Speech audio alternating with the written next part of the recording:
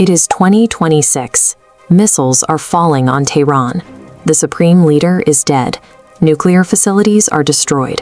And as the state collapses, hundreds of thousands of people are running for their lives. This specific displacement is the latest chapter in an exodus that has been unfolding for nearly 50 years. The immediate catalysts change, but the movement itself is continuous. Before 1979, the Iranian state looked like this.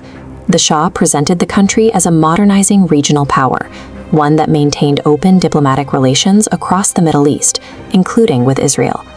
That version of the country vanished when Ayatollah Khomeini returned from exile and declared an Islamic Republic. Within months, the new order began executing and disappearing those who refused to conform to strict religious rule.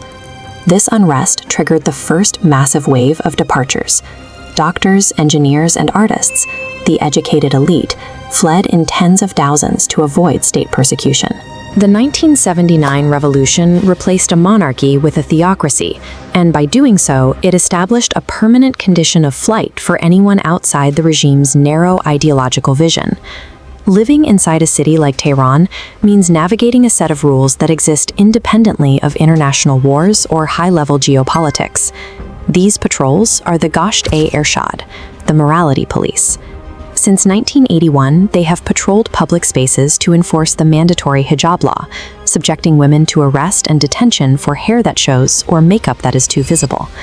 In September 2022, this enforcement system reached a breaking point. The morality police arrested a 22-year-old Kurdish Iranian woman named Mahsa Amini. 3 days later, she was dead in custody. Nationwide protests followed. Women burned their hijabs and cut their hair in the streets. The government responded with live ammunition, killing over 500 protesters and sentencing thousands more to prison. When speaking out leads to a cell or a bullet, and legal departure for dissidents is forbidden, the only remaining option is to disappear into the illicit routes across the border. Iran shares borders with 7 countries. Each border represents a potential exit, yet each is heavily monitored and geographically difficult. The single most common path for those fleeing the country is the western route, heading directly into Turkey. This crossing is dominated by the Zagros Mountains. For thousands of dollars, activists, women, and LGBTQ Iranians trade their savings for a chance to cross. The movement happens exclusively at night. Groups travel with no lights and no phones, maintaining total silence to avoid detection by patrols. Guards at these borders operate under shoot-to-kill orders. Every spring, when the snow melts, the bodies of those caught in the crossfire are found on the mountainside. Making it down the other side is not a victory of rights. It is a temporary victory of luck and capital against state violence. Those who survive the mountain arrive in Turkey, the country that currently hosts more refugees than any other nation on Earth. Arrival does not guarantee safety.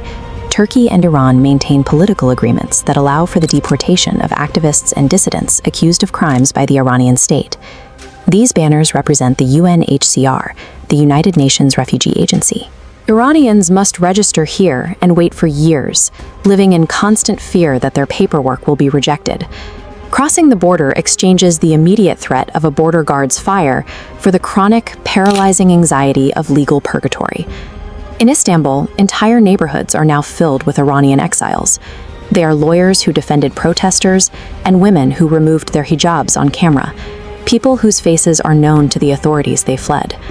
They sit in Turkish apartments, watching their life savings slowly disappear while waiting for a third country to grant them asylum. This map shows the scale of the displacement. Istanbul is just one waypoint. There are now an estimated 5 million Iranians living outside their country, forming one of the largest diasporas in the world. Geopolitical barriers and shifting asylum policies mean millions of these people remain in motion, running from a state that refuses to let them go. On the northern edge of Tehran, the Alborz Mountains loom over the city skyline. Right at the foot of those mountains sits Evin. The regime uses this prison as its primary tool for instilling fear, functioning as the processing center for anyone who challenges the state's control. Inside, political prisoners occupy the cells, specifically the journalists who reported the truth and the lawyers who attempted to defend protesters in court. Hostage diplomacy describes this specific geopolitical mechanism. The state arrests dual nationals on vague national security charges, holding them as bargaining chips to be traded for frozen assets, sanctions relief, or political concessions. Dozens of Western citizens have spent years trapped in this cycle, waiting for their home governments to negotiate a release for crimes they never committed. After 40 years of trying to change this rigid system from the inside, a generation of youth reached a new conclusion. Negotiating with a prison is a dead end. The 2022 Mahsa Amini protests and the Woman Life Freedom movement marked the definitive end of that internal negotiation. When the government responded by shooting protesters in the streets, that generation made a final decision to leave. The result was an immediate, massive brain drain. Doctors, engineers, university professors, and artists began exiting the country in record numbers. Whether they left legally on student visas or walked into the mountains at night with a smuggler, the scale of the departure created a demographic crisis the government could no longer ignore. On February 28, 2026, the situation shifted again. Coordinated US and Israeli military strikes began targeting Iranian nuclear facilities and military infrastructure.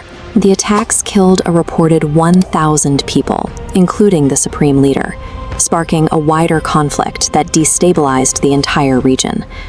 Airspace closed in multiple countries and air travel was disrupted, stranding hundreds of thousands of people and forcing governments to organize emergency repatriations. The U.S. State Department contacted 3,000 Americans for charter flights out of neighboring countries. Germany estimated 30,000 citizens stranded, while France reported 400,000 requiring assistance. These strikes removed the remaining infrastructure of daily life.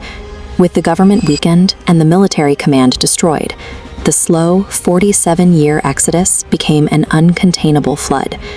The faces at the borders in 2026 included children and elderly parents who spent their entire adult lives inside the Islamic Republic, leaving it for the first time. One journalist who escaped through the Turkish mountains after her release from Evin described a reality of crossing the border on foot in the middle of winter. She remembers the specific weight of that crossing. The cold and the darkness were physical obstacles, but the real difficulty was the moment she stopped to look back at Iran for what she believed would be the last time. Taking that final step means abandoning the place where your language lives, where your family is buried, and where your memories were made. 5 million Iranians now live outside the country. This diaspora carries the culture and history of their homeland into cities like Toronto, Berlin, and Los Angeles. Inside Iran, those who remained are navigating the reality of a bombed nation and a government with a fractured grip on power. And on the roads between Iran and Turkey, the smugglers are still working. The coal bars are still walking, moving west above the snowline toward an uncertain future. The story of this exodus illustrates the lengths humans will go to when a government decides that control matters more than people. They will endure the mountain to escape the prison.